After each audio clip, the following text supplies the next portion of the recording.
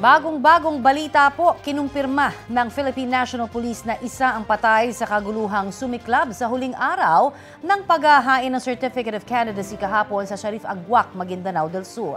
May 5 ring sugatan sa batuhan at palitan ng putok ng baril sa pagitan ng dalawang grupo ng mga taga-suporta ng mga kakandidato.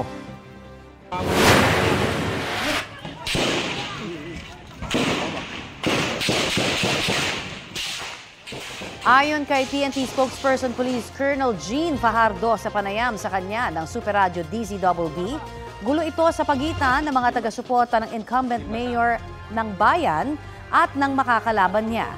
Nangyari raw ito humigit kumulang 200 hanggang 300 metro layo mula po sa municipal compound kung saan ang tanggapan ng COMELEC.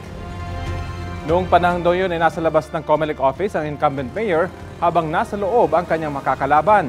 Tinitingnan pa ng pulisya kung politically motivated ang gulo at kung posibleng isa-ilalim ang lugar sa areas of concern sa eleksyon 2025. Kapuso, para sa mga maiinit na balita, mag-subscribe sa GMA Integrated News sa YouTube. Sa mga kapuso naman abroad, subaybayan nyo kami sa GMA Pinoy TV at sa www.gmanews.tv.